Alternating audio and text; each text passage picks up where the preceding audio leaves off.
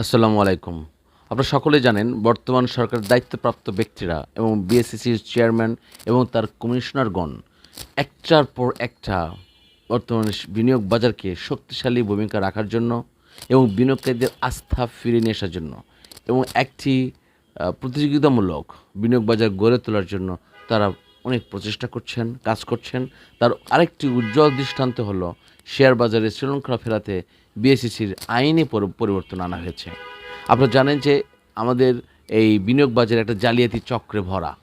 একটা আ মানে এক ধরনের বলা হয় ভূতের শহর। এই বিনিয়োগ বাজারকে বলা হয়। সেখানে এত অনিয়মের মধ্যে চলাফেরা করে সবকিছু যেন আইনের ফাঁক-ফোকরের মধ্য দিয়ে এই জালিয়াত চক্রটা বারবার বের হয়ে যায় এবং তার একটি উজ্জ্বল দৃষ্টান্ত হলো যে আজকের এই শৃঙ্খলা ফেরানোর জন্য আইনে কিছু পরিবর্তন নিয়ে আসা হয়েছে। যা একটা উজ্জ্বল দৃষ্টান্ত হবে এবং আইনের যদি যথাযথ প্রয়োগিক প্রক্রিয়া যেটা আসছে অতীতে সামনের দিকে ইনশাআল্লাহ যে শেয়ার বাজার শৃঙ্খলা অনেকটা ফিরে আসবে এবং যে সমস্ত পদ্ধতি এখানে ব্যবহার করা হয়েছে, প্রস্তাবনা করা হয়েছে, আইনে খসড়া তৈরি করা হয়েছে, ইনশাআল্লাহ বাজারে বিনিয়োগকারীদের আস্থা ফিরে আসবে। একটু সাথে থাকুন, আমি আপনাদেরকে এই বিষয়টি একটু পড়ে শোনাই। শেয়ার বাজারে কারসাজি রোধ এবং সুশাসন প্রতিষ্ঠার লক্ষ্যে Bangladesh securities and exchange commission আইন ২০২৫ এর খসড়ায় বেশ কিছু গুরুত্বপূর্ণ পরিবর্তন আনা সম্ভব হয়েছে। প্রস্তাবিত আইনে শেয়ার কারসাজির শাস্তি দ্বিগুণ করা হয়েছে এবং বিএসইসির বোর্ড গঠনের নিয়মেও বড় পরিবর্তন করা হয়েছে। অর্থ মন্ত্রণালয়ের আর্থিক প্রতিষ্ঠান বিভাগ থেকে এই খসড়া আইন মতামতের জন্য বিভিন্ন মন্ত্রণালয় ও সংস্থায় পাঠানো হয়েছে। এতে বলা হয়েছে কেউ যদি প্রতারণামূলক কার্যক্রম, সুবিধাভোগী ব্যবসা, বাজার কারসাজি, অসৎ উপায় কিংবা অন্য কোনোভাবে সিকিউরিটিজ ক্রয় ও বিক্রয়ে প্ররোচিত করেন তাহলে সেটি শেয়ার কারসাজি হিসেবে বিবেচিত হবে। বর্তমানে এই অপরাধ ছিল আপনার ৫ লক্ষ টাকা এবং ৫ বছরের জরিমানা, জেল। এখন তা বাড়িয়ে করা হয়েছে ১০ বছর এবং ১০ লাখ টাকা জরিমানার প্রস্তাব করা হয়েছে।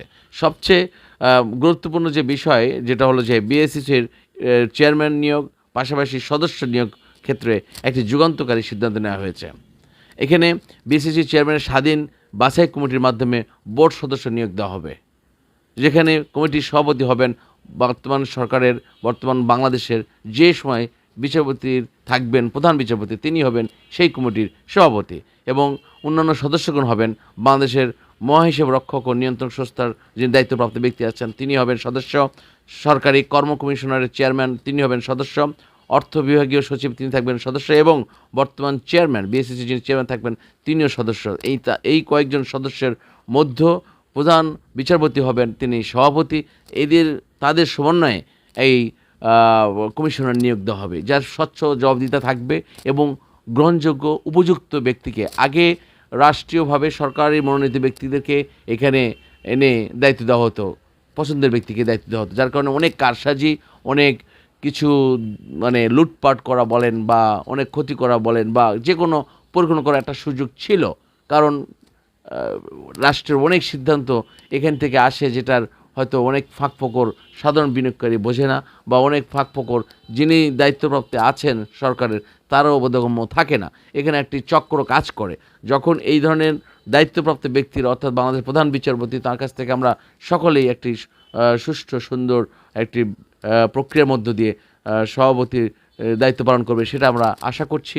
পাশাপাশি সরকারি কর্ম কমিশনের চেয়ারম্যান তিনিও একজন গুরুত্বপূর্ণ ব্যক্তি এবং অর্থ সচিব তিনিও একজন গুরুত্বপূর্ণ ব্যক্তি এবং যিনি চেয়ারম্যান থাকবেন তিনিও গুরুত্বপূর্ণ ব্যক্তি। তাদের সমন্বয়ে যখন এই কমিশনার নিয়োগ হবেন ইনশাআল্লাহ বাজারের মধ্যে যে জালিয়াতি চক্র খুব বেশি মাথাচাড়া দিতে পারবে না, বাজারে একটি সুশাসন প্রতিষ্ঠা হবে, বাজারের মধ্যে একটি কারসাজি চক্র বন্ধ হবে এবং যে শাস্তির ব্যবস্থা রয়েছে এটা যথোপযুক্ত যখন প্রয়োগ শুরু হবে আমি বিশ্বাস করি অনেকেই এই পথ থেকে সরে দাঁড়াবেন, বাজার তার স্বাভাবিক গতিতে এগোতে পারবে, বিনিয়োগকারীরা এই বাজারে আস্থা ফিরে পাবে, তারল্য সংকট দূর হবে এবং আমরা জানি যে সরকারি অনেক লাভজনক প্রতিষ্ঠান এবং বিদেশি বিনিয়োগকারী যে সমস্ত কোম্পানি সংযুক্ত রয়েছেন সে সমস্ত অংশীদারিত্ব সরকারি বিনিয়োগ বাজারে নিয়ে আসার জন্য খুব জরুরি তোড়জোড় প্রচেষ্টা শুরু হয়ে গেছে।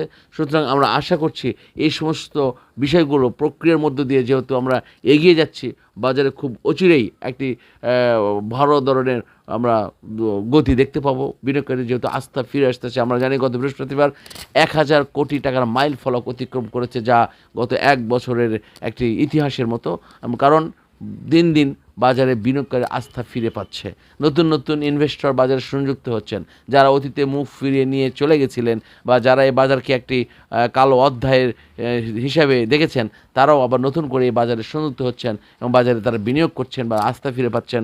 এবং যেসব জালিয়াতি বা কারসাজি চক্র, সেগুলো অনেকটা বিলুপ্তির পথে চলে যাচ্ছে, যার কারণেই আমরা আশা করছি বাজারে একটা ভালো অবস্থান তৈরি হবে এবং আগামী দিনে বিনিয়োগকারীর একটি সাফল্যমণ্ডিত বাজার ফিরে পাবে।